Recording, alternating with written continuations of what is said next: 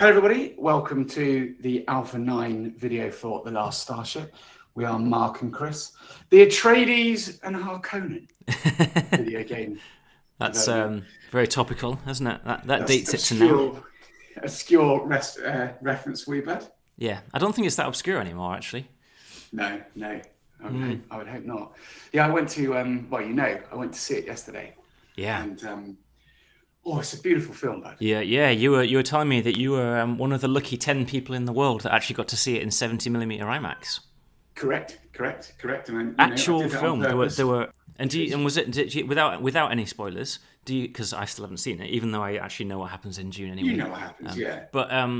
But it's still the interpretation of it is still different from a different director. It's a completely different feel to the first film, and it's a completely different feel to the books. You know. So do you feel like it was a film worthy of 70mm IMAX? Oh yeah. I mean, I've not seen anything as gorgeous in that and as beautiful in that, and the visual spectral, film as a visual medium since probably Mad Max.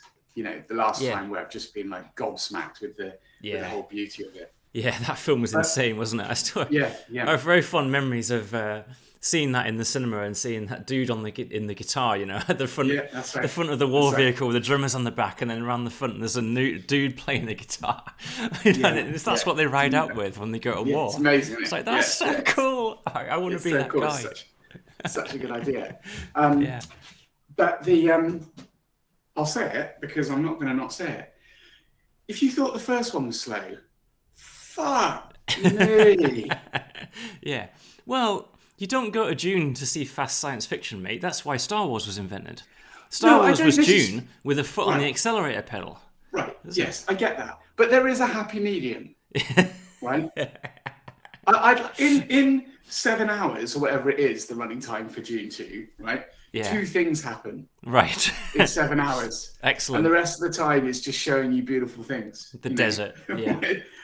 Deserts and, oh dear. I will watch it again at some point, but, I'm going to have to be brutally hungover and just not able to lift a finger or do anything just to kind of absorb myself in it.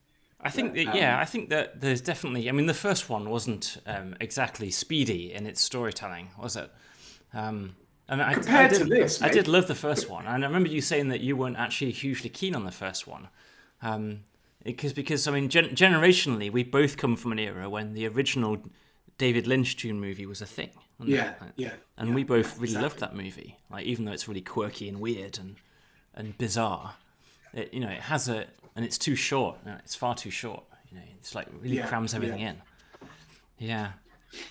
But anyway, this is a video about video game development, not about you and I. It's not Mark and Chris's film criticism channel, although that would be massively popular. But I think it is directly relevant because one of the ideas that I know we've moved Last Starship in a different direction from kind of where it began. We have. And one of the reasons that I was very excited about that was because I wanted to create a world that we could tell those Dune type stories in. Yes. A world where, I'm not saying that we're going to tell Dune story in, but that's certainly one kind of idea, And when it would be nice to tell some sort of story, wouldn't it? I mean, I feel like we've been missing some sort of thematic story material in this game for a long time, actually. Well, since the start. Certainly, we did it a bit, didn't we, with the Tidlitz mission, the Trouble with Tidlitz mission, which is like directly riffing off an old Star Trek episode. But the game wasn't really ready to support stories. I mean, because things within the game world, things have to happen. You would need to have things like we need an enemy ship to appear and attack, or we need to receive a phone call from someone that has some information and get a call from the admiral, saying we've heard about this ship in the neutral zone, all this stuff. Even things like docking with ships or collecting stuff, it just wasn't really in that state. So we kind of parked it. And then we spent quite a lot of time on the Stargate project, didn't we? Which was kind of a story in its own right, but we came at it from a very Factorio-esque like dry way, Yeah, you know, like it came sort of from approach. the functional way of like how do you refine metals and how do you produce the Stargate. So it's been an ongoing big question, hasn't it, at Introversion? Like, how do we make this world a bit more interesting? You know, how do we actually make a world out of this game? You know. Yeah, absolutely. And now I know the answer. Yeah, we do. Last Starship.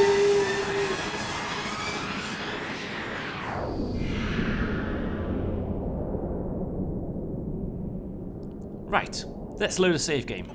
Actually, let's load a creative mode game.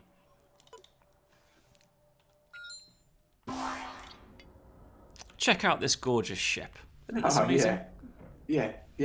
It's beautiful. It's called the Manta Ray, and it's made by Right. Varen.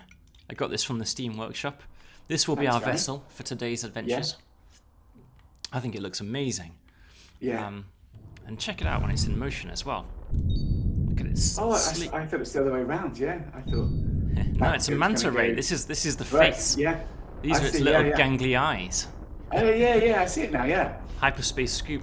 Even the exterior is beautiful. Look at that. It's like it's got a little baby manta ray on top of it. That's really cool. So what have we done then? It's fucking background noise at your house. Are you living next to Heathrow or something? Oh, you're gonna have to zero my audio, mate. Yeah.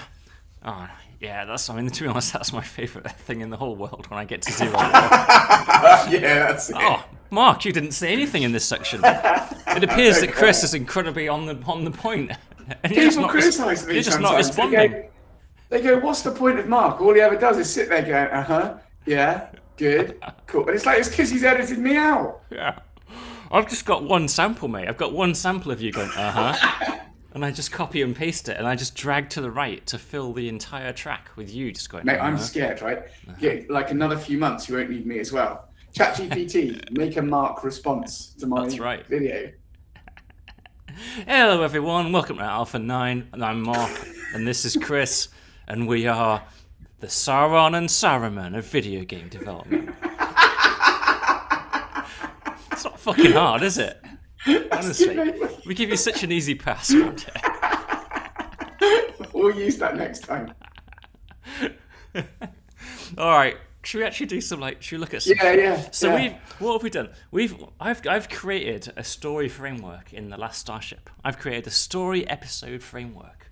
Right. I now have the ability to create a story which is in multiple parts, and where each part has multiple objectives, and each objective is broken down into sub-objectives. Nice. And, you know, each bit has side quests and all that stuff, you know? So, because previously, in the contracts board, right, just to remind everyone, we had like this, right? We had like these, like, simple mission objectives, right? And they were expressed in very simple terms, like... Cold terms, they're quite cold, aren't they? Yeah, they were like it's like a contract. Yeah, That's how I saw them. It's like, collect 100 boxes and then take them to this location. You know, no story, no character, nothing. Like I remember from the days of playing Frontier Elite 2, like there was something very satisfying about knowing that you were going to go somewhere, like here, right, for some bigger objective, and then you go to the contract board, and you found some contracts that were packages that needed delivering to that location. You know. Yeah. And it just felt very satisfying. It's like, oh, I can do these extra things at the same time, you know? There's an element of that as well. It's like, this is the additional things that you'll do whilst you're bouncing around building the Stargate and dealing with other things, you know? Yeah. So, what do we have now then? We have a couple of new, we have a couple of new storylines, right? Let's start with this one, A Wolf in Sheep's Clothing. Right, so this is the entry point to the new storyline, right? So the first thing to mention is that this mission interface has had a pretty heavy remake. You know, it was, and it now supports a lot more features and just generally looks a lot nicer. So should we have a play through this mission and have a look? I should mention that. Spoiler alert. Yeah. Yeah, but I think we need to demonstrate what we've been doing, right? Yeah. So. It says, this is from a character, right? My name is Commander Harken, and I'm the Chief of Private Security.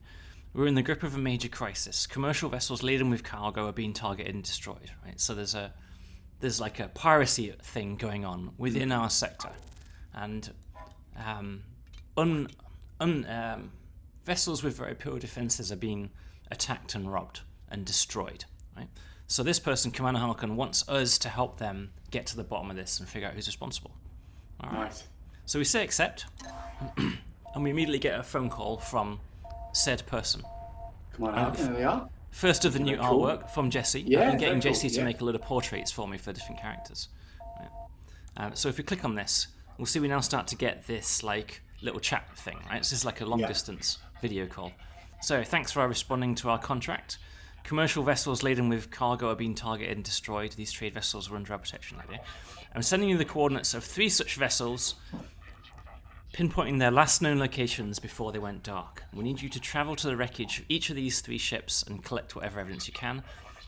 The primary objective is the safe recovery of their black box flight recorders. Right. So the idea is that these 3 ships that have been attacked have probably dropped like a black box in the area, and that'll have a recording, like a data recording, of what happened to them. Mm-hmm. So sounds pretty straightforward, really. What could possibly go wrong? Exactly. It's the beginning of a brilliant episode, isn't it? It's we're like, just going to go to 3 locations, it'll collect them. It will be fine. Back and then bring it back. Job done. Yeah. Right. So then you get the objectives. So again, all this communication interface has all been upgraded. Now you have this concept that we can receive objectives, and as we receive them, you'll notice that they appear in the top left corner as well with a little flash up here. Nice. So you get the summary appearing, right? And then a little bit more. There's a 4th vessel. The 4th vessel sent out a distress call, but it was too late, and when we got there, we found nothing but destroyed fuselage and all crew killed. But they did manage to take a photograph, a sensor image, before their ship was destroyed. This is the image. It's like a shadow of a shadow. A shadow of a shadow. Oh my God. So the wreckage of that 4th vessel has been collected and taken to a starbase where it's sitting in storage, and we want you to go and collect it. So there's the objective for that. Collect the wreckage from the UMC Stellar Horizon. Bring all the recovered wreckage and the 3 black box recorders back to me for analysis on board my ship to complete the contract. So that's the end of our call. So straight away, like, it's a lot more. It's actually a collection of things that we've already had in the missions, right? It's like go here, get this thing, go there and do that thing, but it's like multiple things all connected together into a single mission, threaded together with a narrative. Flavor. Yeah, exactly. And characters.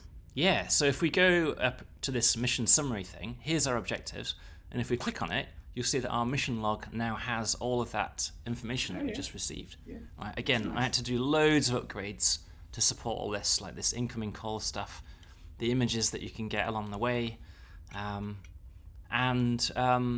so what else can we do? You'll notice that here's these 3 objectives that they were talking about. Recover flight recorder from UMC. So there's this little thingy here, right? Oh, nice, yeah. Right, little highlightable thing says show on map, right? So when you click on that, right, it gives you a nice highlight of where you're meant to go. That's good, yeah. And then because I was feeling incredibly generous, I even added a prepare jump button to the sector map screen. Right? So you can just click on that from there. Yeah. Streamlining the process, right? So let's get this story underway. That's nice. I like that. 1. Yeah, we did this with the Tidlets episode. Like I had this image in my head that when you went on a story episode, it'd be like Star Trek, where the episode title always shows up in the same place. Yeah. You know? What a beautiful ship. Look at that. Yeah. Yeah, you can see our gas collectors operating. We happen to be in a nebula. Working nicely. Yeah, so you see that up here we have the same diamonds, right? We have the same quick diamonds for each objective. Yeah, okay. And it tells us we are here. So if we zoom out in this nebula, we can see on our tactical screen there is the Interstellar Prospector, the ship that we've been told to rescue. Sorry, the ship that we've been told to investigate and find out why it was destroyed. Find the black box. Where could it be? And there it is. Right? There it is. So there's our little black box recorder. So let's hightail it over there.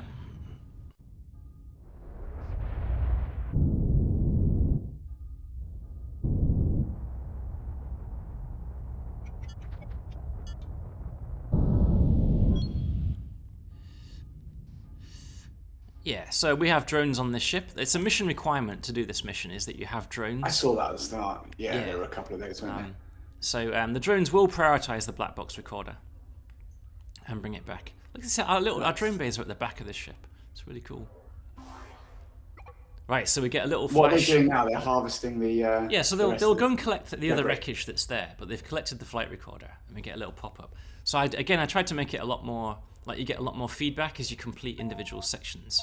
So you even get a call from Harken, just like a little extra push on the decks, you know.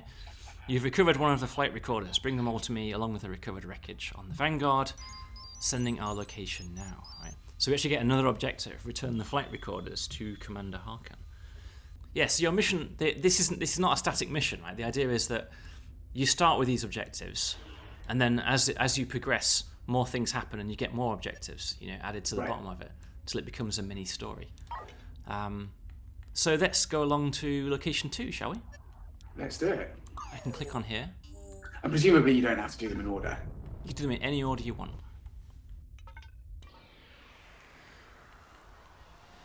Yeah, I spent a lot of effort making it. Like, one of the things that really sucked about the original missions is that it would tell you, go to system NG5, you know? Yeah. And then you had to go to the map and find NG5. So I had to do a lot to connect them up so that you never really had to do that. So we're at the third location. Here is the derelict celestial hauler. But where's the black box, mate? There's no black box flight recorder. All there is this dumb idiot. Right. Yeah, must be a bug, right? I love the fact that's the first thing that you think. Oh, here we go. Who's this? Scavenger Wraith? Scavenger Wraith. He doesn't look like a friendly person, does he? No, he doesn't. No. Look at him with his hood and his stupid mask. And his stupid map, yeah. And his eyes. Got my hands on something you might be looking for. A recording of the screams and static from the ship's final moments. Scavenger's Wraith says it's mine. Luckily for you, you can have your precious data as long as I get my finder's fee. It'll cost you $20,000 for the secrets. Cross me and it'll be the last mistake you make. Villainy! Scum and villainy! So, alright, so you can pay him, right? So we've got this option, right? We've got this new action here, right? See where it says, pay Scavenger 20,000. Or, well, what else could we do? Any other ideas? Can we blow him out of the sky? We could blow him out of the sky. Which option would you like to take, mate? Mate, I think the audience want me to blow him out of the sky. Okay, fine. Let's want you to blow him out of the sky. Yeah, fine. I haven't actually tried to use this ship in combat yet, so this might be interesting. I noticed that this person that designed this ship has already sabotaged me by not providing enough fuel. That's what makes it interesting. This is what I think about you. Are you This is what I think about you. I just targeted a random place on their ship. Oh, okay. That's what I think about your $20,000. Yeah, kill so you and everyone on board. Yeah, I'll kill you all. So I actually picked up a little bit of illegal activity points there. So just because they're a scavenger doesn't give us rights to kill them. So, okay. But you see, when they blew up, they did drop the flight recorder. Yeah. So we can collect it. So we have this. You can do this in any order, right? So let's skip over this one that says collection and go straight to this one where it says bring all of them to me along with the recovered wreckage on board the Vanguard. Right, so it says return the flight recorders to Commander Harken, right? We can do that. Right, okay. Let's set a course for that, because there's some interesting new stuff there too. There we go, recovered flight recorder. Oh, I can come out of battle stations. Sound general quarters. No, general quarters is battle stations, isn't it? Yeah. Here we go. Here we are. So this is the UMC Vanguard. This is the commander's ship. Yeah. So yeah, you get this extra. This is an action, right? That's why in the parlance of how we've designed it. So missions can have actions. It's like I've really tried to make that interface a lot easier. Yeah, right? it's nice. But I think it really needed it. You know, yeah, I think a lot of people have struggled, and we need to carry on that work to open the game up. So, stand by while I dock my ship with yours, Captain, to collect the items you've recovered so far. So this is part of these stories, particularly these early stories, are not just story episodes. They're also a continuation of the tutorial and the learning of the game. Yeah. Right. So this is the first time that we see docking in the game now. Now I've made it extra challenging because this ship's docking port is on the front, facing forward, unlike every other ship ever made in the game. But Commander Harken will dock with us, right? So rather than us having to do the docking first, right, we can actually watch somebody else doing the docking, you know? Right, so our guys... I like that, mate. I like that. And I think the other thing just to point out, right, is because I know you, and you've just shown 2 ships docking, but that, whatever ship you take there, the Vanguard will dock with, right? Yeah, that's right. Yeah, so I don't think we need to play all of that, but we could have a look at part 2 as well, because there's more interesting stuff in part 2. But I think that we can skip ahead because it's relevant. I've got cheat codes enabled, so I can jump to any point in the story. So if we click on part 2, right, and it's a continuation of the exact same story. So if I say accept on this, we get our phone call, and it says, we've received a distress call just a few minutes ago from the Orion Sentinel. Right? A huge commercial haulage vessel, no weapons, no defenses, out in the middle of deep space, fits the pirate ship MO perfectly. Right, so this is like it's happening live now for the first time. Yeah. Listen to the distress call. Right, so now we get a different character, Captain Amelia Riker of the UMC vessel Orion Sentinel. We're under attack. They appeared out of nowhere and fired on us without warning and won't respond to any of our communications. I'm trying to hold them off, but I need help. My engines are damaged. Please hurry, I have 40 crew on board. All right. So, we think this is what's been happening in the previous episode, but it's happening now, right? It's an active thing. We've got to get out to them, mate. Crime action. Yeah, let's do that then. Fit maneuvering thrusters, time's running out. Rescue the crew of the Orion Sentinel. So let's go to that. It feels a lot snappier jumping around the map now with these missions. Yeah, right. Like you just click here, you know, you click here and it highlights the location, and then you click here and then you're ready to go, you know. Like I've really smoothed that out so it's not a thing anymore. Right, let's go. All these little quality of life improvements make a massive thing. Yeah, it had to be done. It's been on the list for so long. Yeah. Part 2. I think there might be a bit of a time delay before part 2 appears. Not sure. So we jump here, and what do we find? Right? Oh, I've seen that before. It's not a shadow anymore. Yeah, this is that ship, isn't it? It's that ship. Yeah. From the picture, the little shadow. Yeah. Thank goodness you're here. Well, I wouldn't get too excited. Help us. We won't last much longer. It looks like you're taking an absolute whooping. Like they're opening a can of whoop-ass. Look at that, you're on fire. All right. They have opened a can of whoop-ass. I haven't heard that in years. Yeah. All right, so I've set course, so we're coming in.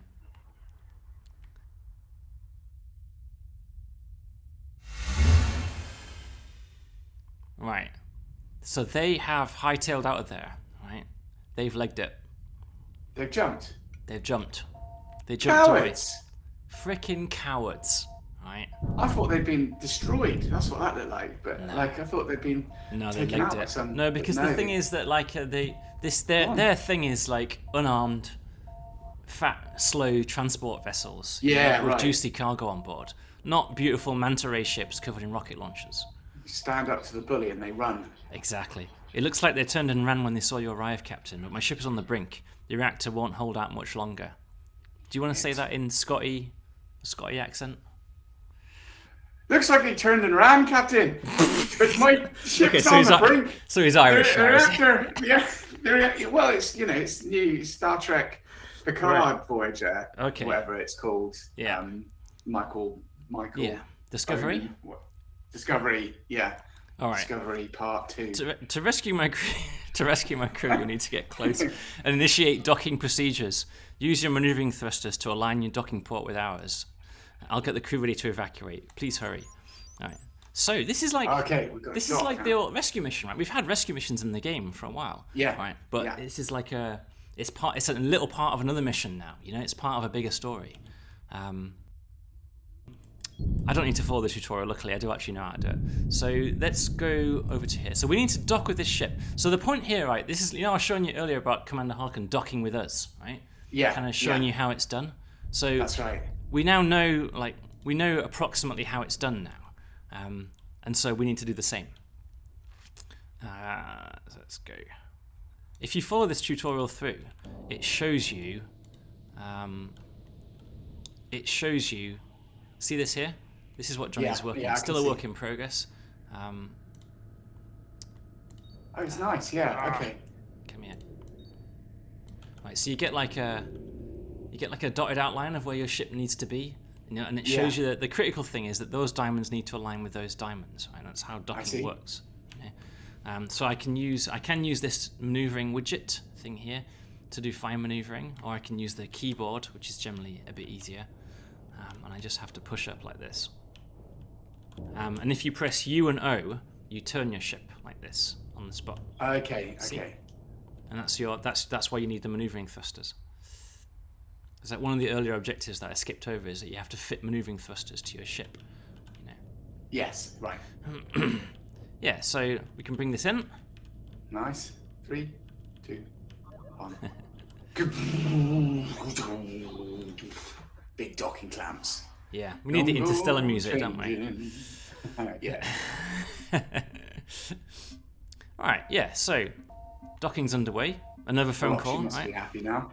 No. Do you want to try your Scottish accent once again and redeem yourself? The reactor's reaching critical, Captain.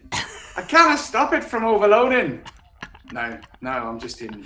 I'll try and buy you a few more seconds, but it's going to go critical at any moment. So we're on a bit of a time pressure here, right? So we need to undock and pull away from the ship. Oh fucking hell! Oh, this is slow down. Oh. That was actually a little bit quick. I think I might need to give the player a little bit longer than that. That felt a little bit quick. All right. What was meant to happen there? No, it's fine, right? We rescued the crew, right? And we undocked and we pulled away, right? So, well done, Captain. Your intervention presented a further loss of life, and now we know the pirate vessel is crewed by cowards, a fact we intend to use to our advantage. In the meantime, take the survivors to the nearest shipyard or colony and drop them off there to close the contract, right? So you get the final part of the objective of part 2. Drop off the survivors at any shipyard or colony. Which is just the usual trick, right? Which I think we need to do anyway because we need to urgently refuel. Thanks, Varen, or whatever your name is. Made a beautiful manta ray ship, didn't put any fuel on board. Didn't fill her up. It's like a rental car, right? yeah. Bring it back full. Yeah, that's it. Yeah.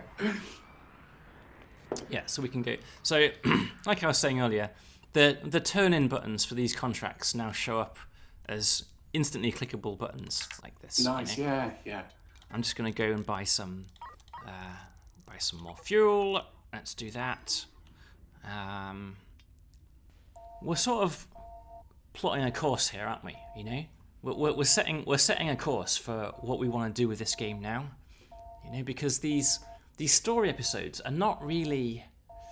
What am I saying? They're not really like a whole new feature. They're more like stitching together all the things that are already in the game, in a way that is actually interesting. Yeah, that's it. I mean, we've been searching out the why in this game. There's been a few difficulties, right? Space as a place, and why are you going to want to do things? Why are you going to want to be taken forward? And also, I think you and I are slightly different in that I'm much bigger on story and narrative, and less on the kind of colder systems. But the two actually sit together really well. They knit together really well. And because those two episodes that we just did are built on all the systems that already exist in the game. They're built on drone scavenging stuff and the comm system, and they're built on the rescue missions that already existed and things like that. I really do see it as like putting a needle through all the different bits of the game and stitching it all together, and just pulling on the thread, so that, like, all the different elements come together. Because there's a part 3 to this story which isn't ready for release yet, and part 3 brings the story to a conclusion, right? And I think that pulling the different elements of the game together in that way actually makes it a lot more interesting, And all of this is at the same time. We haven't even mentioned that the Stargate project is still underway in the background, right? You're still building your Stargate. You're still gathering resources and making Stargate parts. I think the key is to be able to write quite a lot of stories. I think connect quite a lot of them together. There was nothing in the episode that was too crazy. Like it was possible to write it. If you're happy to, pull up your what do you call it? The board with all the post-it notes on. Oh yeah, that brilliant bit of software. Good idea. Yeah. Okay. That you what's it called? I think Miro. That's right. I mean, we love this tool. We're really into this. Yeah. So this is the Miro board for storylines, and this is the storyline that we just went through. Right, A Wolf in Sheep's Clothing Part 1. So you can see these are all the beats of it. Local police tell us trade vessels have been destroyed.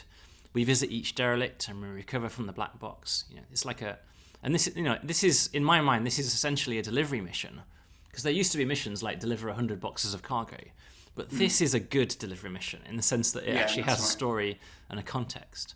And then part 2 is really a sort of rescue mission, because it centers on rescuing the crew from that ship that you've just witnessed the attack on. And all the while, you're getting more of a view of this Klingon warbird, that's like out there destroying things. And then part 3 exists. I'm not going to zoom in too close. On no, that's it. No, don't. And then I have a whole board here, which is like a sort of brainstorm of story ideas that we could have. Because I think that you and I came to this realization, didn't we, that the game world that we've made is actually a really good place in which we can tell lots of little story episodes. That's right. We just haven't done it yet. Yeah. And I really am. You and I are massive sci-fi fans, right? It's just in our DNA, right? That's what we watch growing up. That's what we talk about. We read other stuff and watch other things, but those are the things that always got us exciting. And this is our sci-fi project, right? And I want to tell new stories in it, but I also really want to put out nods to those other great films that are out there that we've seen over the years, and touch on them. And some of the story ideas really do reference just some of the absolutely brilliant work that we've enjoyed. So the tension between what you were saying earlier, interestingly, about storylines that are connected together into an overarching season arc is a modern TV concept, really. That's like a Battlestar Galactica approach to television, science fiction, whereas the other side of that is like the Next Generation, which did have they did have season storylines, but mostly they just had episode after episode that were essentially standalone, didn't they? TV sort of went all the way towards the season-length storylines, didn't they? To the point when almost nothing happens in a lot of episodes. That's right. And then pulled back a little bit. And I noticed, like in Star Trek: Brave New Worlds, I don't know if you've seen those ones. They're actually pretty good.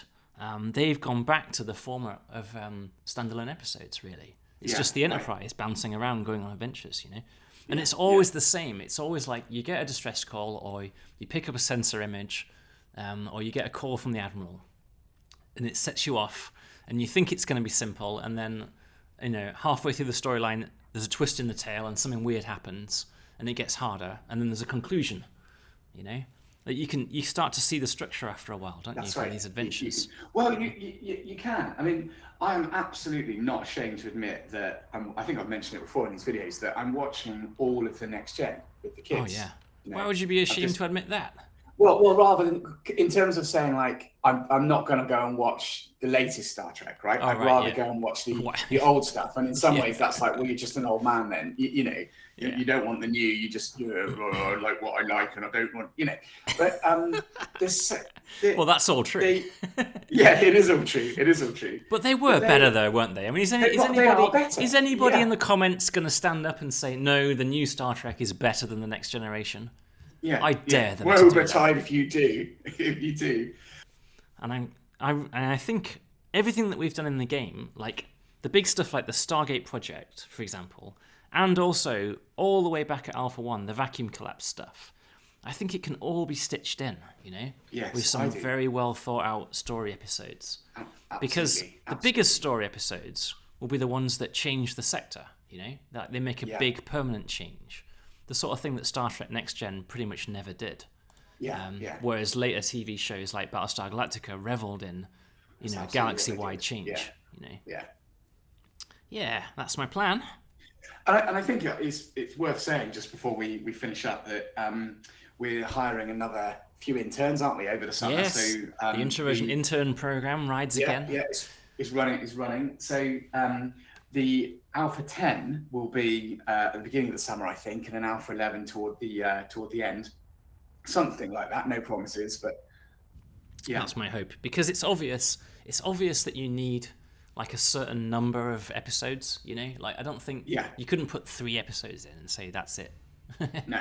It needs to be a few. And I think that, ultimately I think these episodes are going to replace these contract style objective missions. I mean, I'll probably never fully delete these. But they'll just be, I don't know, they're like side missions. That's a better way to think of them, aren't they? These are side missions because you can do these missions at the same time. They're like an extra, because there's still the economic requirement to earn money to keep upgrading. They just don't, but they're going to be replaced, I think, by this new stuff. Yeah. Right.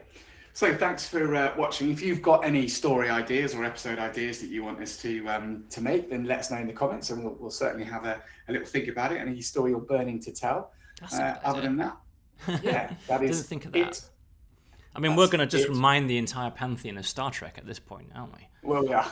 Yeah, and everything else, not just Star Trek, right? Loads of things, everything. So let's just have a massive list of every sci-fi book, TV show, film, and cool.